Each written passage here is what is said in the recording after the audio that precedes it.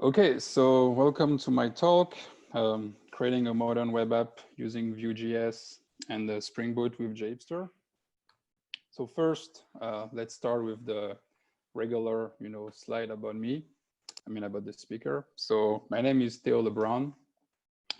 I'm a software engineer and technical manager at Ippon Technologies USA. And you have the link for my social network. So my Twitter, my GitHub, on my website. I'm not an official JHipster contributor. However, I did like 44 pull requests. So I know JHipster pretty well. I've been using JHipster for like 5 years now. So yeah, if you have any question about JHipster, feel free to reach me after this talk. So first, let's start with this question: what is JHipster? JHipster. Oh, I can see some stuff in the chat. Let's just check. Okay. So yeah, JHipster is a development platform to generate, develop, and deploy a Spring Boot application for the backend. And for the front end, you can choose between Angular, React, or Vue. It is very powerful. It gives you, like a lot of tools in order to make your life easier as a developer. And also, is it like 100% free and open source?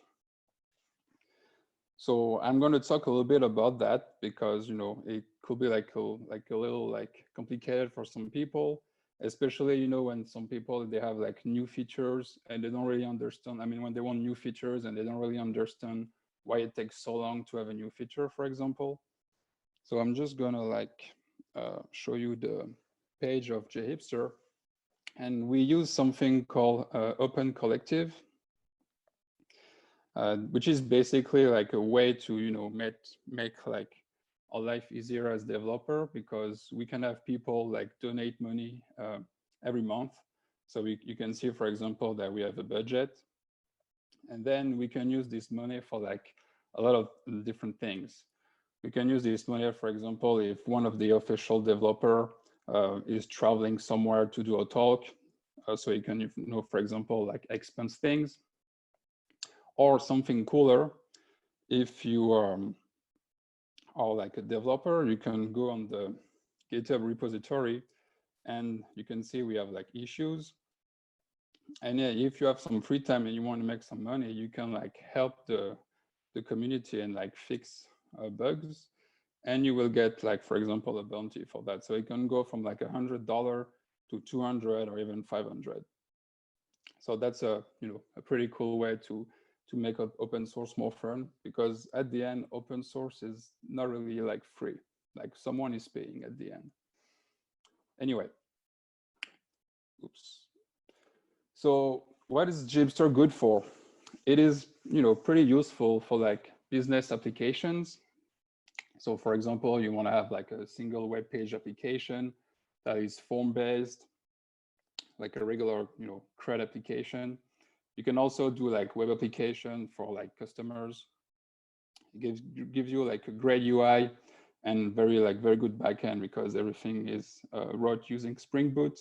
And for the UI, you can choose between Angular, React, or Vue.js. And also, if you want to do like some fun stuff, you can even do like some mobile application. So you can use the responsive UI that JHipster generates.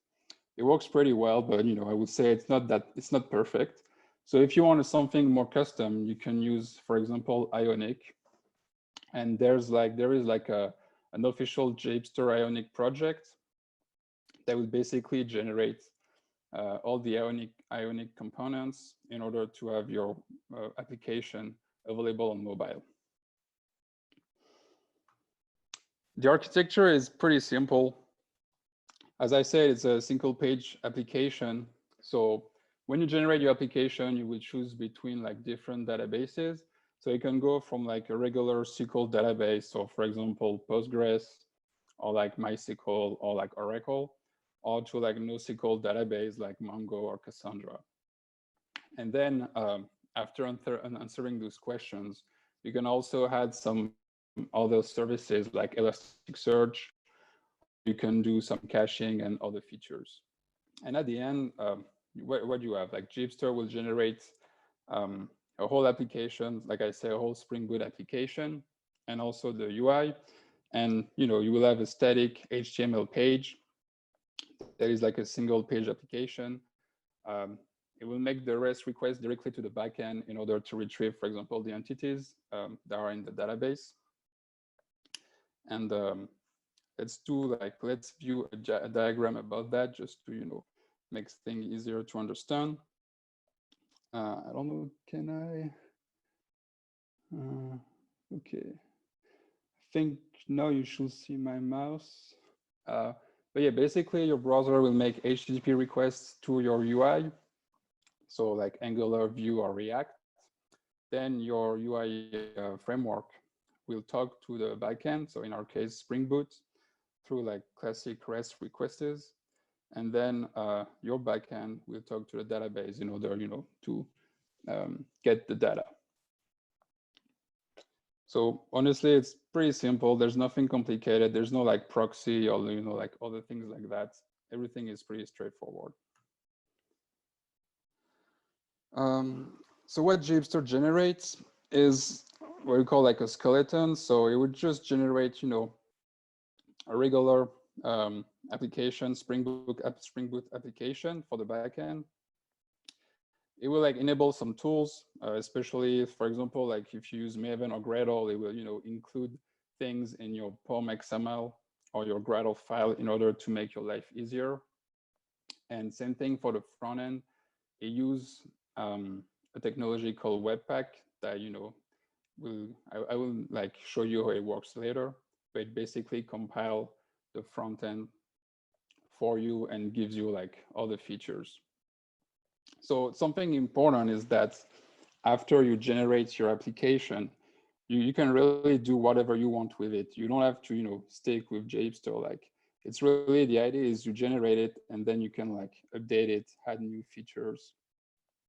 The only advice I will say is that when you make changes, try to avoid making changes to files that are generated by JHipster, because like every application generator, if you regenerate everything for whatever reason, you're going to lose your changes. So if you don't want to track manually those changes, the best way is just to create new files. And if you, instead of, like I say, make changes to the initial files. And also you have a lot of sub-generators to make your life easier. So the best one is, I would say the main one is the entity sub-generator that will help you generate entities for your application. But you also have other generator, like if you want to generate a CI/CD pipeline, for example, or if you want to deploy to the cloud, so AWS, Azure, or GCP, you will have a sub-generator for that. And then if you want to do some containers with Docker or Kubernetes, you can also use a sub-generator for that. So again, it's just, the idea is that you can do things manually, or you can just generate the files through JHipster and then make some changes. So now let's talk a little bit about Vue.js. So yeah, Vue.js, it was like last year, it was very trending. I don't know if it's still the case right now, but it was like, I would say the new front-end framework. So you have like the two big ones, Angular and React. Right now you have like Vue, obviously, added to it. Is it very like lightweight and easy to learn? I mean, you can see that the size of the project is very small. So the idea is, I would say, if you don't have a big background in front-end frameworks and you just want to have fun and create a web app, Vue will be like very easy to pick up. And also, it is very similar to Angular. So if you have, you already have some experience with Angular, switching to Vue will be like very easy for you, because the architecture is very simple. Again, I will demonstrate that later. But in Angular, you have a template and a component. It is the same thing for Vue. Is it kind of different for React? Because in React, you have everything in one file, so that can be like a little complicated. But yeah, so again, if you have like a lot of experience with Angular, you will be able to pick up Vue.js pretty easily. So in order to like use our Vue.js project, we need like to use what we call a blueprint. So blueprint is very specific to JHipster. And the idea is that, oh, what if you want a custom UI? You know, what if you want something different that JHipster generates? So at the end, what is it? A blueprint is just, you know, a way to provide your own templates to JHipster. So you have another like pretty famous blueprint, which is the Kotlin blueprint. So what it will do, it will just generate everything for the backend, but instead of using Java, it will use Kotlin.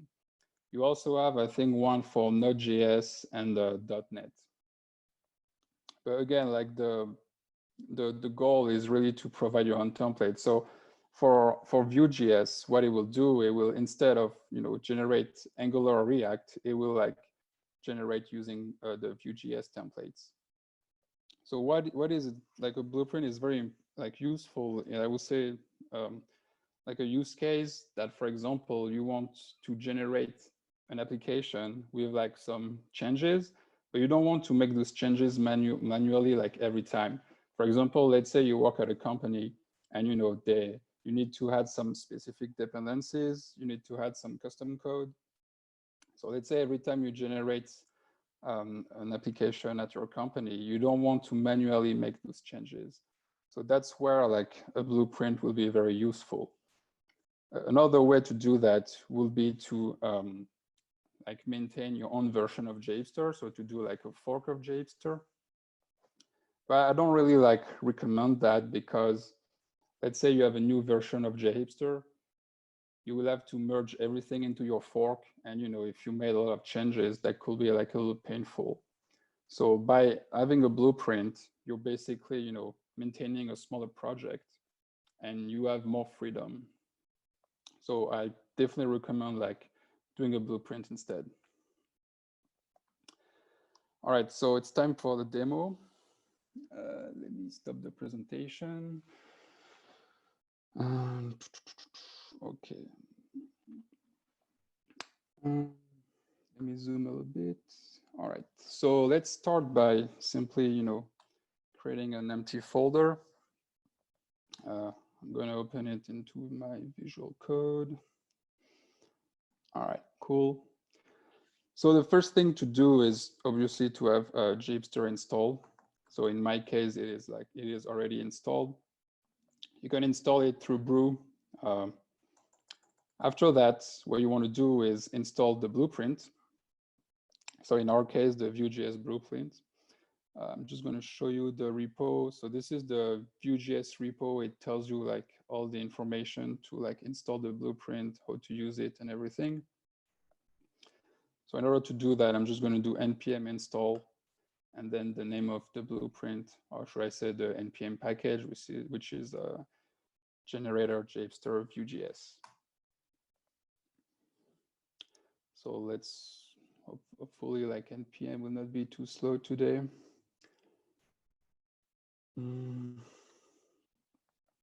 Meanwhile, I'm going to talk a little bit about Ionic. So if you remember, Ionic was for like having JHipster application for mobile. So this is like the repo I was talking about, that same thing, explain to you how to use it. It is pretty useful if you want to generate the a mobile application through your JHipster app. Anyway, let's go back to, okay. So, all right, everything was installed, perfect. So now I can run the command JHipster and then blueprints Vue.js. So what's going to do, it's just going to like run the classic JHipster generation. And when it's going to ask me for the front end between Angular or React, it's going to ask me to use Vue.js instead. So first, let's answer the questions. So the first one is like, what kind of application do I want? So I can choose between a monolithic, a microservice application, or a gateway, or like use an authentication server for JHipster. In our case, we're just going to generate a regular monolithic application. We're not going to use the Spring Web Flux. I mean, it's like alpha right now, so I don't really trust that. I'm just going to answer the default question for everything. So the base name, the Java package name. I don't want to use the JHipster registry. We're going to use like the JWT, like a regular stateless authentication system. For the database, classic SQL, MySQL. In development, we're just going to use an H2 database in order to make our life easier. For the cache, we can use the default, which is eCache. Same thing for Hibernate. Maven or Gradle, I usually go for Maven, but again, it's up to you. Here, like previously, I said that you can use, for example, Elasticsearch. You can add other components like Kafka or like WebSockets if you want to do some real time with your browser. But yeah, we're not going to do any of that. And then you have this question, which usually asks you to choose between Angular or React. So in my case, because of the blueprint, you can see that I only have one choice, and it is Vue.js. So I'm going to choose that. Then I can pick a theme, same thing, default.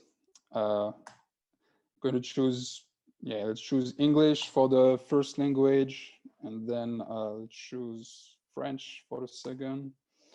And for like testing framework, we're not going to do any of that. So let's just keep the default. All right, so let's wait a little bit. So it's going to generate everything. So the file generation is pretty fast. As you can see, it's like it's already over. So I have all my files that are generated. Right now, it's like doing npm install, so it's going to take a while. So in the same time, I'm going to go back to my Visual Code. And I can like show you a little bit more details about the app. So first of all, I'm going to make sure you know it's use Vue.js. So if I go to my source folder, let me zoom a little bit, maybe. Okay, should be something like that. So if I go to my source folder, main web app, I have my TypeScript files, and here I have my app.vue file, which is basically the main template. So you know it's pretty empty because it's like a single page web app, so it will load the templates from like other components.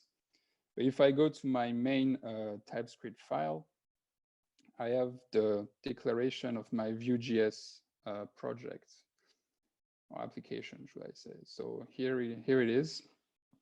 Something very important is this part is pretty useful because as you can see, that's where you're going to add all your services. So, you know, let's say you create a custom service, you will have to add it here in order to be able to use it. So yeah, again, that's the regular Vue.js app. I'm not going to go into every details of every file because, you know, it's quite a lot of files. One file that I like is the router. So this file is in charge of all the routes for our app. I actually like it because everything is in one file, so it's like pretty easy to manage. For example, in Angular, it's like one routes file for like each, I think it's folder or maybe components. So, you know, it could be like a little bit like complicated to manage. But here it's like, I think it's the same in React. You have everything in one file. So, you know, if you have, let's say you have a new authority. So an authority is, for example, user or admin. Let's say you have a new kind of role. You can just update the file here and everything is centralized. It's pretty easy. So yeah, that's something I like. So I think the generation is over. Yeah, so now that the generation is over, I'm just going to start the app through Maven. So I don't have to specify any goals. Like JHipster specified the default goal, which is a Spring Boot run.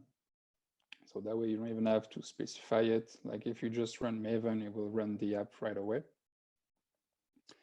I'm going to do like a small showcase of JHipster because I'm not sure if everyone is familiar with JHipster. So I'm going to show like especially the administration menu. And then I'm going to generate entities and play a little bit with like the templates. So meanwhile, let's wait a little bit. So first, the first thing it's going to do is going to compile all the JavaScript. I will show you a way to like, because as a developer, the JHipster really makes your life easier. So then I will show you how you can like use Webpack in order to save time. Okay. So my application is up and running on the 80. So again, it's like pretty empty right now because we don't even have entities. So I'm just going to sign in with the admin user with the default credentials, admin. So yeah, like right now, like it's kind of hard to tell, but like everything is running using Vue.js. I can switch the language, but I'm going to go back to English. So I'm just going to do like a small showcase of what you have by default with JHipster. So in the administration panel, you have a page in order, to just manage the users. You also have a page for the metrics. It's pretty useful if you want to check the metrics of your Spring Boot application. You have some health checks like database or the disk space. Configuration, this is like all the properties of your Spring Boot application. So something about the configuration is like JHipster generates two Spring profile. So you have a dev and a prod one. And obviously by default, it used the dev one. Then we have audits, just tells you, like who's connected, who failed to connect. Logs, that's pretty useful if you want to change the logger level on the fly. Then API, which is provided by Swagger UI, just give you like information about your API. And you can, if you want to have access to the Swagger here. But yeah, for example, it's pretty cool because you can like, test your API pretty easily. So for example, this is the get all user method. If I do, if I try it here, I have my response body with my users.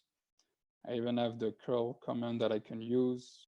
You can see the token was added. So this is pretty like useful if, as a developer, if you want to, try your API and make sure everything is working. And then finally, the last menu is just the database. So right now we're using the dev profile. So we use the H2 database. So, it gives you like a small UI in order to do some changes to your database. So the app is pretty cool, but, there's no entities. So it's kind of sad. Like I would love to, have some entities. So for that, we're going to generate entities. And in order to do that, hold on, just going to move that. I'm going to use what's called a JDL, which stands for JHipster Domain Language. So I'm using right now something called JDL Studio, which is like a small IDE online in order to create entities. So the idea is like you can define your entities. So here we're going to have a bank account, a label, and operation. So you can like define, which fields, what kind of like if they're required, if they have a minimum length. And then you can also define relationship. So it's pretty simple. You can see the diagram of our entities. So we have a user can have multiple bank accounts. A bank account can have multiple operation, and then an operation can have multiple label, and the label can have multiple operation.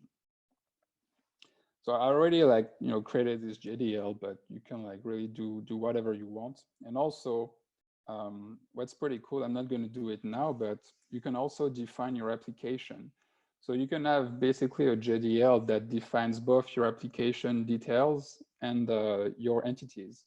So it's very useful when you have a microservice architecture, because for example, you will have one gateway and let's say 5 microservices. you will have one JDL with everything. And then you can just import the JDL with JHipster, and JHipster will like generate everything for you. So you will like really like save time, and you will maintain everything into one file. So let's start by just copying this file. I'm going to create a new file into my folder. So let's say entities.jdl. Save it. And then I'm going to like run import JDL on JHipster in order to have my entities. So here I'm just going to like stop the process. And then I can do JHipster import-jdl and then my file. What's going to do, it's JDL. You can see we found like 3 entities: bank account, label, and operation. And then it's just going to create the files. Here it asks me if, hold on, just want to, yeah. It asks me if I want to like overwrite my Liquibase master file. I'm just going to say A, which basically means it's going to overwrite this file and all the others. So that way it's not going to ask me the question again. So the generation is already completed. Again, same thing that when I generated the application before, it's going to like generate the front end. So if I go back to my application, if I go to my source, then main folder and web app, I will have my entities. So you can see I have bank account. I also have label and the operation. So let's take a look a little bit about, for example, bank account. So we have 3 components. We have the bank account details, which basically the page in charge of giving details of our entity. Update, if you want to create or update an entity. And then just like the main page, which basically lists every entities. And also you have a service file that contain all the services. So for example, you have the find method, the retrieve, delete, create, and update is classic CRUD methods. Okay, so the application is generated. I'm going to run Maven. I'm going to open a new tab. And here I'm going to run another command, which is npm start.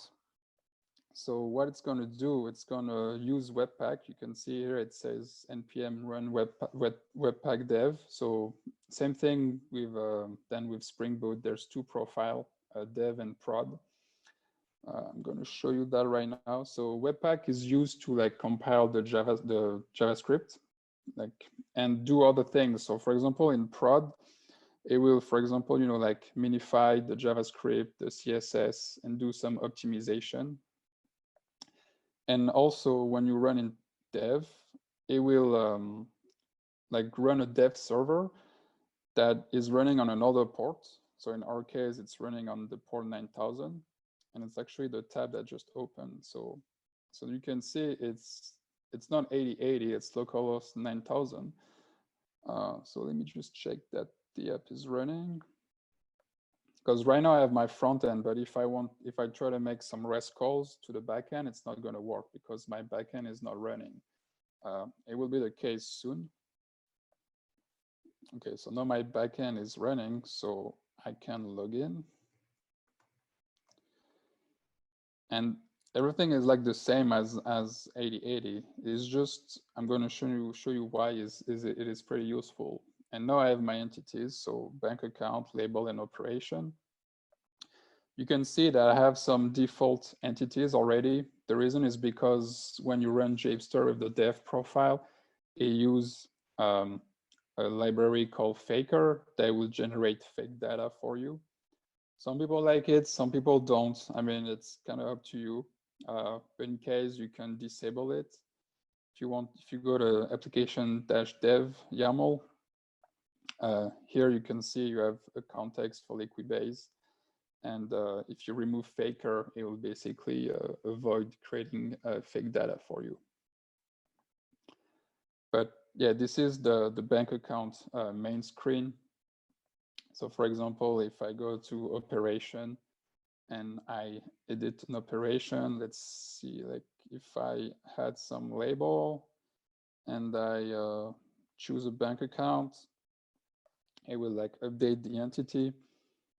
And then if I go on bank, I mean, I can like, just go on every label that I have associated with my operation, can go back to my bank account. And now I'm going to show you why is it pretty useful to have npm start running in a different tab. It's because every time you're going to make changes to your front end, you will not have to recompile the JavaScript manually, or you will not have to refresh your browser. Like the web server will do it for you, the web server that is running on the port 9000. So right now I'm on the edit page of my bank account with this label, create or edit a bank account. So let's say I want to change my label. So in order to do that, I'm going to go into my web folder and folder English.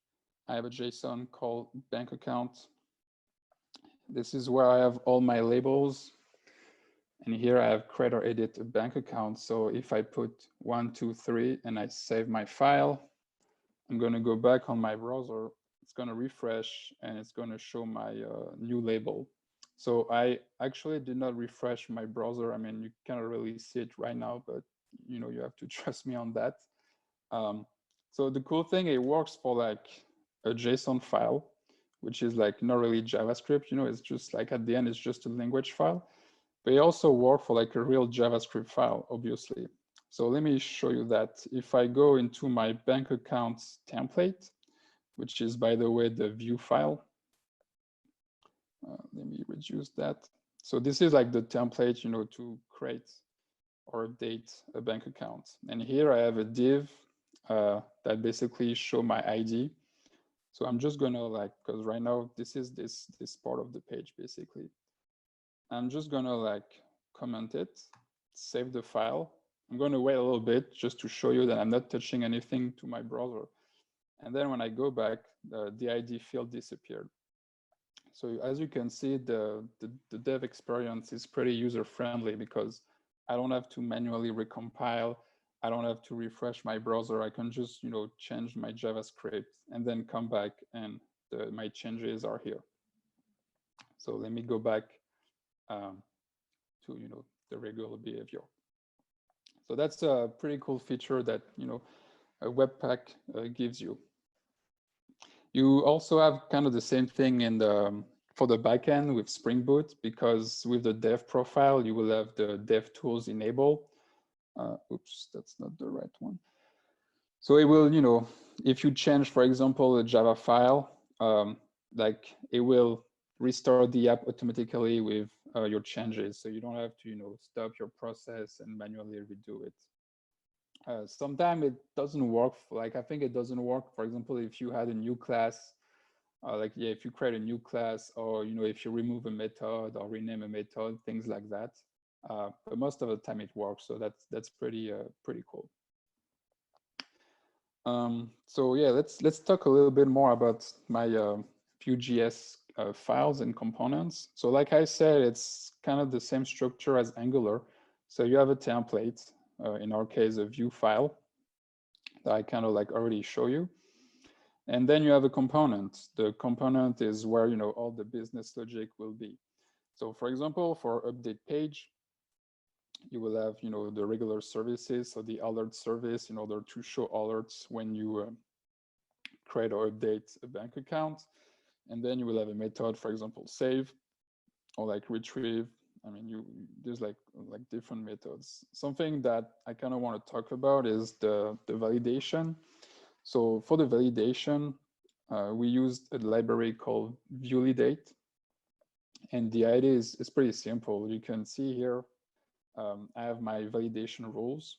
So again, that comes from the JDL. Let me show you the JDL again. So you can see here my bank account, I define a name and I say it's required. Balance, I say it's required as well. So that is why JHipster generated some validation rules. So my name is required and my balance is required and needs to be a number. So, obviously, like if I don't provide a bank account name, I will have some validation errors and I cannot save.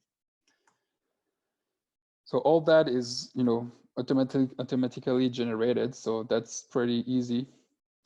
In the template, you can use some validation properties. I'm not an expert with that, but you have like fields like any dirty or invalid. So you can use those properties in order to display error message. But again, everything was generated with JHipster, so you don't really have to think about it. Another thing that is important in Vue.js is that for every entities you will have in the shared folder, you will have the models. So for example, you will have my bank account model. And honestly, it's like the same as my Java model. Like if I go to my bank account Java model, just close that. I have my, my regular Java model that use annotation like entity, table. So with, with the fields that we define, and I have the same thing in Vue.js to make it easier. And everything is TypeScript is actually better when you define your model. So you already know the property names and things like that. Because in JavaScript, it could be kind of like, painful sometimes where you don't really know how your object looks like and things like that. So thanks to TypeScript, you have, you don't really have this problem anymore. Hey, Theo, what's the question mark? Does that mean it's nullable? Yeah. I think it's called the Elvis operator because it kind of looks like Elvis. But yeah, it is. Also, I wanted to show you the router. So remember I showed you before the router file, and now we can see we have new routes, which is basically the routes for our entity. Because obviously you need to be a user in order to have access to those. So yeah, that's pretty much it about the Vue.js part. Again, there's a lot of different files. The best and why I like JHipster is because, as you can see, everything was generated and everything works fine. So you can like really look at the code and understand how everything is working. So I don't really talk about the Java part, but again, it is a straightforward like Spring Boot application. There's nothing too crazy. You have your resources, so your REST endpoints, your services, the security. So in our case, we use a JWT. Repositories, domain is where all your models are, so our entities, and then there's like other models like user, for example. And then a config folder that basically contain, all the configuration for your Spring Boot app. One file that is pretty useful is the security configuration, because so remember you have the routes in the front end that kind of like define the access for your user. Like if you're an admin, for example, or a regular user, but that's only for the front end. So, you kind of want to like make your backend secure as well.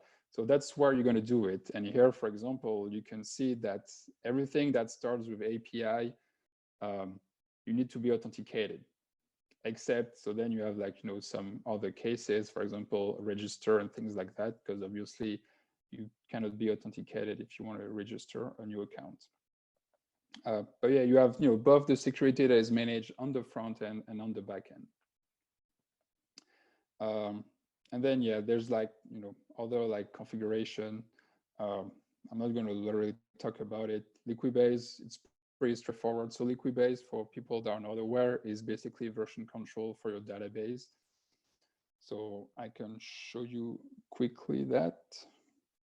In the config folder, we have a master XML, which basically contain our changelogs. And you can see you have the changelogs for the bank account, the label and operation, and then the constraint, which is usually generated because of the relationships. But yeah, that's that's pretty much it. I don't have anything else to talk about Vue.js. Let's go back to my slide. Yeah, if you want more details, and if you want to, like, I did a blog post about this talk. So obviously I will share my presentation on the meetup page later, after the meetup. But yeah, if you want more details, I actually go like more into details and give like real examples.